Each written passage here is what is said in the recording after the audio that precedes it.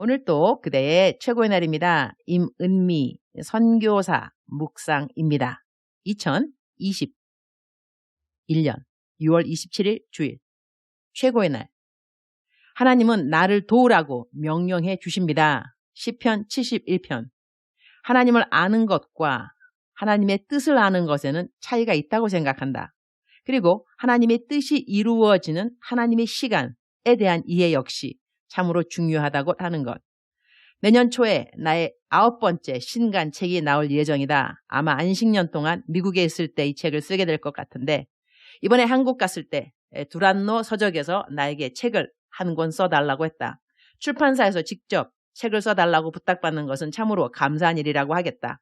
하나님의 뜻에 대한 책을 써달라고 부탁받았는데 출판사에서 나를 만나기 원한다고 하는 날 아침에 주님으로부터 글을 적고 집을 나섰다. 나는 공책에 글을 적을 때 때로는 질문이라고 하고 Q라고 적는다. 그리고 A라고 적고 주님이 주시는 답을 적어간다. 공중에서 들린 육성을 들은 적은 단 한 번도 없지만 마음의 생각을 통해 오는 답은 항상 들었던 것 같다. 그날은 Q에 주님, 두란노 출판사에 오늘 신우회 설교를 하러 오라고 해서 가는데 출판사 편집팀들도 저를 만나고 싶어 한다는데 이유가 무엇일까요? A라고 적고 내 마음에 들려오는 주님의 음성을 적었다. 유니스야, 출판사에서 너에게 책을 써달라고 할 거다. 하겠다고 대답하렴. 이번에도 너가 쓰는 책은 아니야. 내가 도와줄 책이니 너는 그냥 알았다고 쓰겠다고 말하면 되지. 나는 그렇게 공책에 적고 출판사로 갔고 설교를 거의 40분인가 했고 그 이후 두란노 성경학교 학장님을 만났다. 학장님은 나에게 두란노 성경학교에서 하는 강의들 중 내가 할 수 있는 모든 강의를 부탁하셨다. 요즘은 비대면 강의를 많이 하니 내가 케냐에 있어도 강의가 가능하다고 할 수 있는 모든 강의를 부탁받았고 그 다음 나를 보기 원했던 분들은 편집부 부장님들. 책을 써달라는 부탁과 어떤 책을 써주었으면 하는지 일단은 둥그러니 아이디어를 주었다. 내가 선교지에서 또는 묵상을 하면서 알게 된 하나님의 뜻에 대한 책을 써달라고 했는데 집에 와서 기도하는 가운데 주님이 제목을 주셨다. 하나님, 하나님의 뜻, 하나님의 시간. 그 제목에 일단 내가 감동. 나는 내가 책을 쓸 저자인데 제목에 내가 먼저 감동한다. 이런 것을 자아 효능감이 높다고 말하는 것은 아니겠죠? 있어 보이는 단어. 자아 효능감. 하여튼 2022년 새해에 이 책이 나올 것인지라 요즘 나름 하나님에 대하여, 하나님의 뜻에 대하여, 하나님의 시간에 대하여 이런저런 생각들을 정리하는 중이다. 나는 하나님의 뜻을 항상 잘 알았던 것 같지는 않았으나 하나님의 뜻을 잘 아르나 잘 못 아르나 잘 순종했으나 못 순종했으나 그때마다 하나님을 잘못 안 것 같지는 않다. 말이 혼동스러운가? 하나님을 아는데 하나님의 뜻을 잘 못 알았다? 나는 기도를 할 때도 하나님의 뜻을 알게 해달라는 기도를 그닥지 간절하게 구한 기억은 별로 없다. 그러나 하나님에 대하여 알고 싶은 마음은 기도할 때마다 울컥울컥하니 마냥 울고 있을 때도 있다. 남들은 내가 슬픈 일이 있어서 그러나 의아해하겠지만 슬픈 일은 사실 별로 없다. 하나님 믿고 구원받았는데 딱히 내게 슬픈 일이 있을 일은 없으니까 말이다. 그러나 하나님을 생각하면 시도 때도 없이 운다. 너무 감사해서 너무 좋아서 그냥 눈물이 울컥울컥이다. 그리고 나는 이런 울음이 좋다. 맨날 울어도 맨날 나는 하나님이 좋다. 이런 글을 쓰고 있으면 눈물이 주르륵 흘러내린다. 하나님이 저는 정말 좋아요. 시험을 치는 학생이라면 시험 점수를 받을 때 시험 문제 중 답이 맞으면 점수가 더 높은 문제가 있는 경우가 있는데 나 같은 경우는 하나님에 대하여 맞는 문제의 점수가 하나님의 뜻에 대하여 틀린 점수보다 더 높은지라 지금까지 하나님에 대한 맞은 점수로 하나님께 높은 점수의 학생으로 평가받고 있지 않은가 생각한다. 하나님의 뜻 못 가린 적 많다. 그래도 하나님에 대한 오해를 한 적은 거의 없는 것 같다. 그래서 오늘 또 하나님이 좋고 하나님도 나를 좋아하신다. 오늘은 킴에 대한 간증을 하려고 했는데 내 말이 너무 길어졌다. 묵상하면서 킴 이야기는 하도록 해야겠다. 시편 71편 3절 주는 내가 항상 피하여 숨을 바위가 되소서. 주께서 나를 구원하라 명령하셨으니 이는 주께서 나의 반석이시오 나의 요새이심이니이다. Be my rock of refuge, to which I can always go. Give the command to save me, for you are my rock and my fortress. 오늘은 어제 폴린의 이야기에 이어 내 현지인 아들 킴에 대한 이야기이다. 킴이 요즘 땅을 사고 싶어한다. 나이도 30이 넘었으니 결혼도 해야 하고 케냐의 전통에는 남자들이 어디에 살든지 나이 들은 다음에는 고향 땅에 집을 짓고 싶어한다. 굳이 고향 땅이 아니라도 하여튼 남자는 먼저 땅을 사야 하고 땅에 자기 집을 짓는 것이 케냐 남자들의 전통이요 로망이라고 하겠다. 나는 그래서 그 일을 다 할 수 있도록 현지인 동역자 모세 그리고 존 전도사 모두 고향 땅에 집을 짓도록 도와주었다. 이들이 사역을 그만두게 되면 그들에게 있어야 할 노후 대책을 모두 도와준 것이다. 샘의 리더인 플로런스 역시 1년 반 나와 함께 일한 후 집을 남편 고향 땅에 지을 수 있도록 모두 후원을 해주었다. 이제 킴을 해주어야 하는데 인석, 돈을 언제 모았는지 300만 원을 모아 놓았다고 한다. 내 묵상을 읽는 분들이 한국 분들이 많아서 돈을 한국 돈으로 환산해서 여기에 쓴다. 사야 하는 땅은 600만 원이라고 한다. 기도를 했다. 어떻게 이 아들을 도와줄 수 있었는지.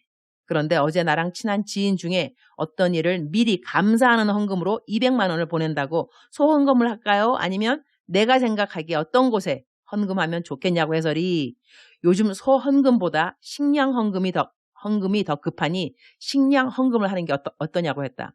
동의를 얻고 난 다음 새벽 기도를 갔는데 기도하면서 계속 킴 땅 사는데 주는 헌금이면 좋겠다는 생각이 들어서 새벽 예배 마치고 와서 음성 메시지를 보냈다. 여차 그대가 200만 원 되고 내가 100만 원 되고 300만 원 채우는 거 어떠냐고 했더니 회의 동의.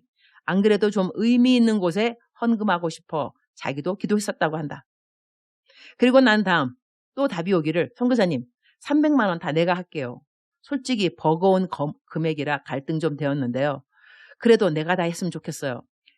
과부의 두 랩돈 헌금이 되겠네요. 그래서 나는 그렇게 하라고 하고 킴을 불렀다.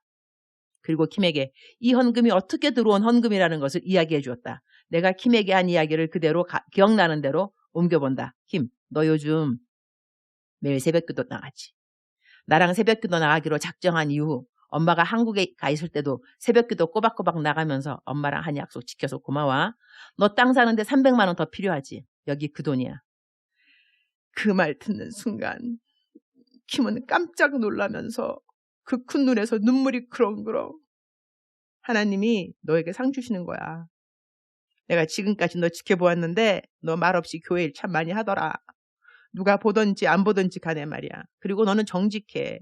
정직한 자에게 좋은 것을 아끼지 않으시는 주님인 거 넌 믿지? 앞으로도 계속 정직하게 살아야 된다. 알았지? 나는 너를 보면서 배워. 아, 엄마인 내가 너의 앞날의 계획을 듣기 원하고 그 계획이 이루어지기를 함께 기도하고 내가 될 수 있으면 그 계획들이 이루어지는 통로가 되고 싶어 기도하고 하나님은 내 기도를 응답하여 주시고 말이야. 하나님은 이렇게 우리 모든 사람들의 앞날의 계획을 듣고 싶어 하시고 그리고 그 계획을 이루어주기 원하시는 하나님이시라는 것을 배우게 되지. 앞으로 너는 꼭 우리나라 케냐의 훌륭한 리더가 되어야 한다. 너 청소년 사역에 꿈이 있다고 했으니 앞으로 영향력 있는 청소년 사역자가 되는 거야. 너를 보면서 청소년들이 올바른 길을 걷고 싶어지도록 너는 그런 리더가 되는 거야. 나는 킴에게 이 헌금을 보낸 사람 이름을 주고 그 사람의 기도 제목을 함께 적어서 주었다. 그리고 매일 새벽 기도할 때마다 이 사람을 위한 축복 기도 해주라고 했다.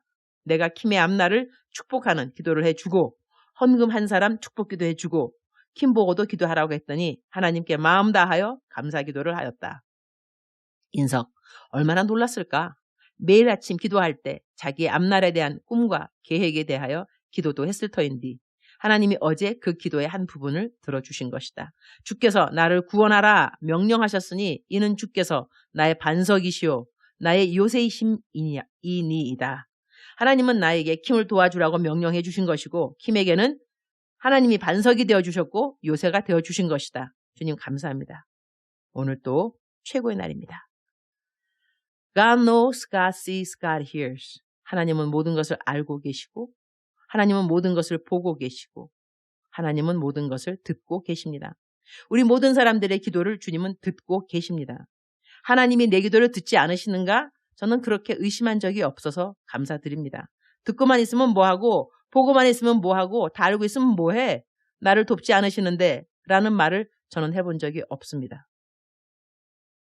왜 보시면서도, 왜 아시면서도, 왜 들으시면서도 아무런 도움이 되지 못하는 것처럼 보이는지, 왜 하나님이 그러시는지 하나님의 뜻을 모를 때는 있었으나 그래도 하나님은 살아계신다는 것, 하나님은 나를 사랑하신다는 것, 하나님은 항상 선하신 분이라는 하나님에 대한 알은 저에게 항상 있었던 것 같습니다.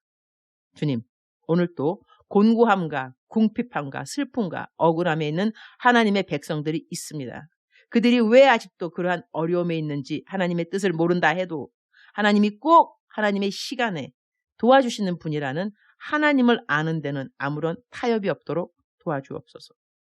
오늘은 남편이 다른 곳에 설교 부탁받고 설교하러 가는데 제가 사모인지라 따라가려고 합니다. 남편 설교하는 동안 중보기도 잘하는 사모 되게 해주세요. 주님 사랑합니다. 주님 감사합니다. 오늘 또 우리 주님 저를 보시면서 하루 종일 기쁘시면 참 좋겠습니다. 사랑하는 그대여, 사랑하는 그대여 출석 부르고 있습니다. 사랑하는 그대여. 오늘을 제가 한 그 묵상 혼동되지 않으시죠? 하나님, 하나님의 뜻, 하나님의 시간. 오늘 제가 제 현지인 아들 이야기했는데요. 사랑하는 그대여, 하나님께서 그대를 꼭 도와주실 거예요. 누군가에게 명령해서 그대를 도와주라고 해주실 것입니다. 그래서 그대는 고백하기를 하나님은 나의 반석이시오, 나의 요새이십니다 라는 그 고백을 할 수 있도록 하나님께서 그대를 도와주실 것입니다. 사랑하는 그대여, 억만 번 더 들어도 기분이 좋은 말, 사랑하는 그대여, 하나님은 그대를 사랑하십니다. 사랑합니다. 사랑하는 그대여, 사랑합니다. 아니, 축복합니다구나. 사랑합니다. 그리고 사랑하는 그대여 축복합니다. 오늘 또 그대의 최고의 날입니다.